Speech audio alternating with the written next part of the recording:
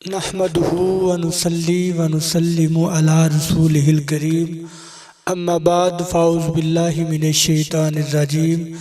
بسم اللہ الرحمن الرحیم الف لام میم ذالک الکتاب لا ریب فیہ ھدی للمتقین آمنت باللہ صدق اللہ العظیم وبلغنا رسولہ النبی الکریم الامین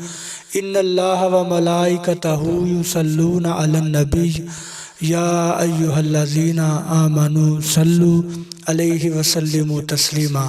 الصلاۃ والسلام علیکہ سیدی یا رسول اللہ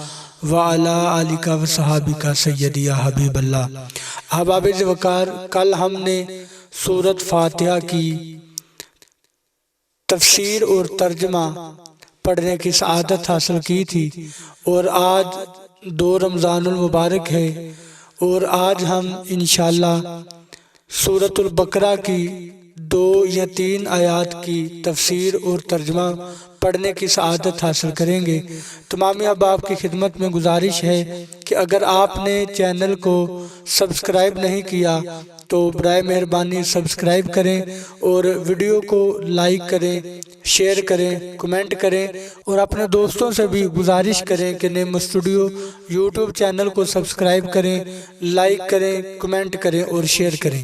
چلتے ہیں قرآن مجید فرقان حمید کی آیات کی طرف۔ الف لام میم ذالک الکتاب لا ریب فیہ ھدی للمتقین۔ وہ بلند رتبہ کتاب قرآن کوئی شک کی جگہ نہیں، اس میں ہدایت ہے ڈر والوں کو۔ الف لام میم۔ قرآن پاک کی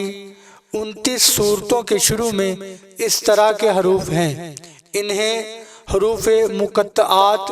کہتے ہیں۔ ان کے بارے میں سب سے قوی قول یہ ہے کہ یہ حروف اللہ تعالیٰ کے راز ہیں اور متشابہات میں سے ہیں۔ ان کی مراد اللہ تعالیٰ جانتا ہے اور ہم ان کے حق ہونے پر ایمان لاتے ہیں۔ حروف مقطعات کا علم اللہ تعالیٰ کے علاوہ کسی اور کو حاصل ہے یا نہیں۔ یہاں یہ بات یاد رہے کہ اللہ تعالیٰ نے اپنے حبیب صلی اللہ تعالی علیہ وآلہ وسلم کو بھی حروف مقطعات کا علم عطا فرمایا ہے، جیسا کہ اعلیٰ حضرت امام احمد رضا خان رحمت اللہ تعالی علیہ فرماتے ہیں۔ قاضی بیزادی رحمت اللہ تعالی علیہ انوار التنزیل میں سورتوں کے ابتدائیہ یعنی حروف مقطعات کے بارے میں فرماتے ہیں، ایک قول یہ ہے کہ یہ ایک راز ہے جسے اللہ تعالیٰ نے اپنے علم کے ساتھ مخصوص فرمایا ہے۔ تقریباً ایسی ہی روایات خلفائے راشدین اور دیگر صحابہ کرام رضی اللہ تعالی عنہ کے بارے میں منقول ہیں، اور ممکن ہے کہ صحابہ کرام رضی اللہ تعالی عنہ نے یہ مراد لیا ہو کہ یہ حروف اللہ تعالیٰ اور اس کے رسول کے درمیان راز و نیاز ہیں،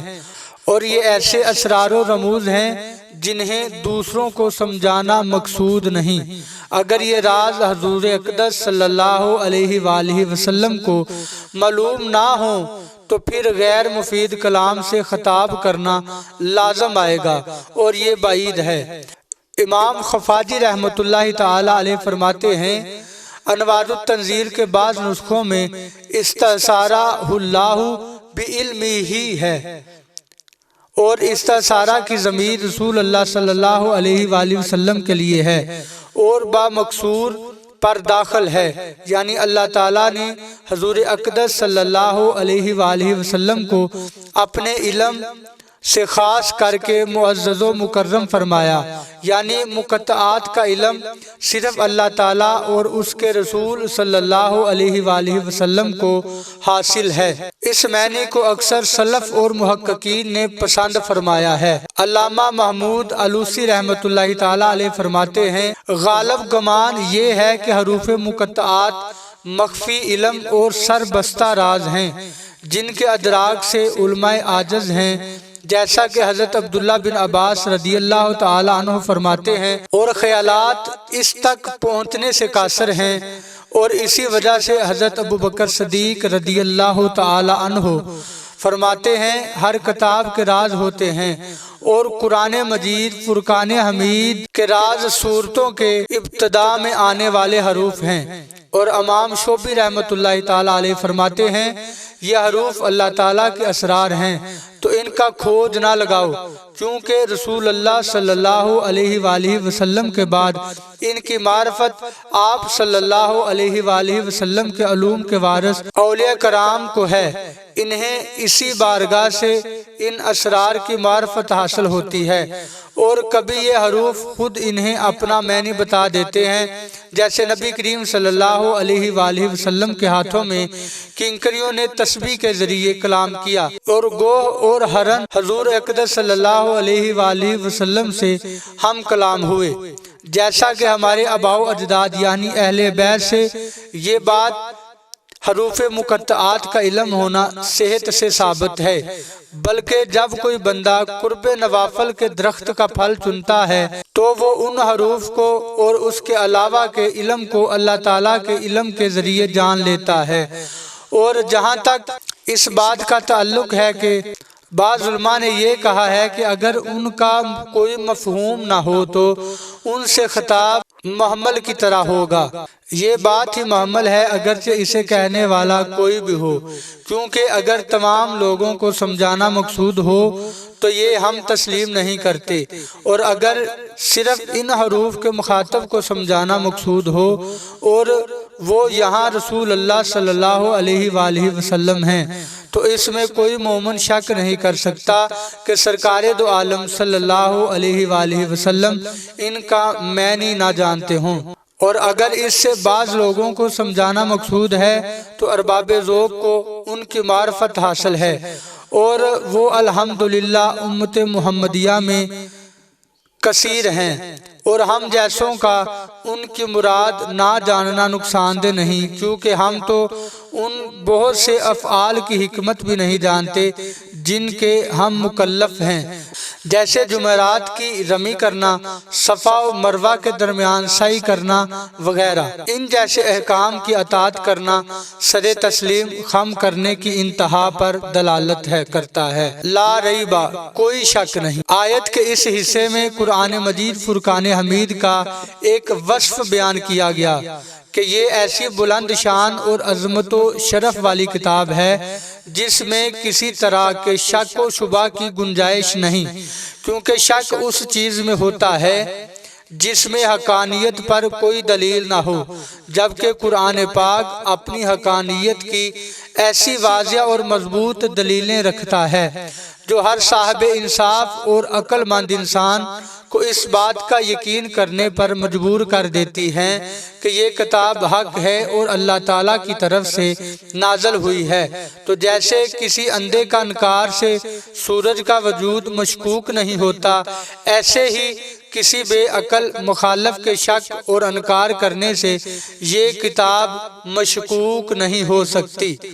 ہدی للمتقین، ڈرنے والوں کے لیے ہدایت ہے۔ آیت کے اس حصے میں قرآن مجید فرقان حمید کا ایک اور وصف بیان کیا گیا ہے۔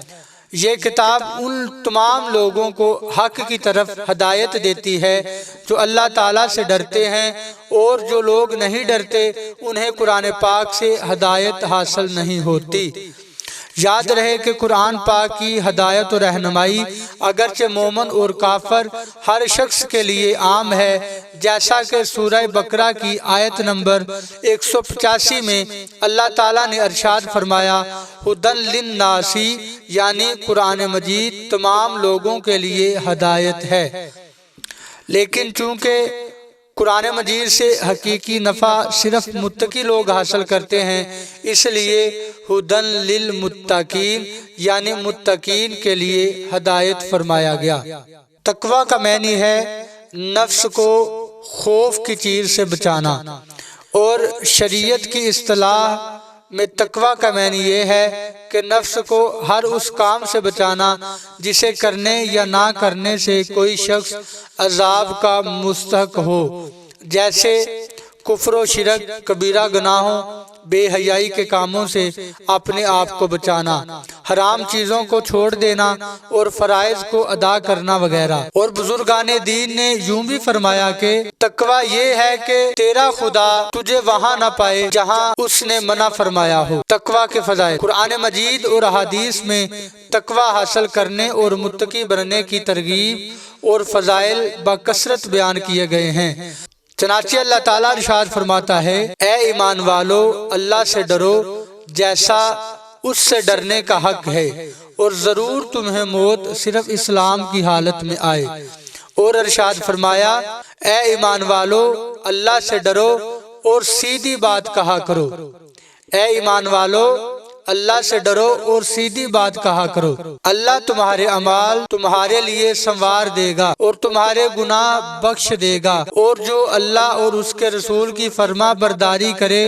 اس نے بڑی کامیابی پائی۔ حضرت عطیہ سعدی رضی اللہ تعالی عنہ سے روایت ہے، رسول اللہ صلی اللہ علیہ وآلہ وسلم نے ارشاد فرمایا، کوئی بندہ اس وقت تک متقین میں شمار نہیں ہوگا جب تک کہ وہ نقصان نہ دینے والی چیز کو کسی دوسری نقصان والی چیز کے ڈر سے نہ چھوڑے۔ حضرت ابو سعید رضی اللہ تعالی عنہ سے روایت ہے، نبی کریم صلی اللہ علیہ وآلہ وسلم نے ارشاد فرمایا،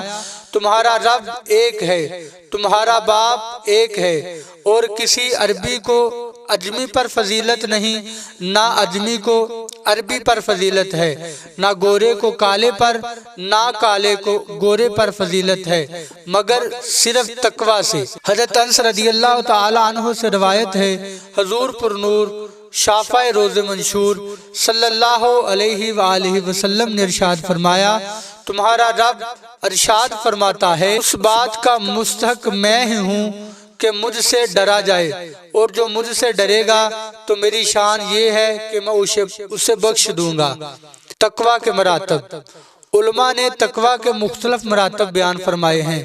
جیسے عام لوگوں کا تقوی ایمان لا کر کفر سے بچنا ہے، متوسط لوگوں کا تقوی احکامات کی پیروی کرنا ہے اور ممنوعات سے رکنا ہے، اور خاص لوگوں کا تقوی ہر ایسی چیز کو چھوڑ دینا ہے جو اللہ تعالیٰ سے غافل کرے۔ اور اعلیٰ حضرت امام احمد رضا خان فاضل بریلوی کے فرمان کے مطابق 7 قسمیں ہیں۔ تقوی کی 7 قسمیں ہیں۔ کفر سے بچنا پہلی، دوسری بد مذہبی سے بچنا، تیسری کبیرہ گناہ سے بچنا، چوتھی صغیرہ گناہ سے بچنا، پانچویں شبہات سے پرہیز کرنا، چھٹی نفسانی خواہشات سے بچنا، اور ساتویں اللہ تعالیٰ سے دور لے جانے والی ہر چیز کی طرف توجہ کرنے سے بچنا۔ اور قرآن عظیم ان 7 مرتبوں کی طرف ہدایت دینے والا ہے۔ اللہ تعالیٰ ہمیں متقی اور پرہیزگار بننے کی توفیق عطا فرمائے، آمین۔ اور اللہ تعالیٰ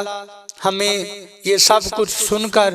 اس پر عمل کرنے کی توفیق عطا فرمائے۔ آپ احباب سے ایک دفعہ پھر گزارش ہے کہ آپ نیمو اسٹوڈیو یوٹیوب چینل کو سبسکرائب کریں، دوسروں کے ساتھ شیئر کریں، دوسروں سے کہیں کہ اس چینل کو سبسکرائب کریں، اور لازمی اپنی رائے کا اظہار کریں،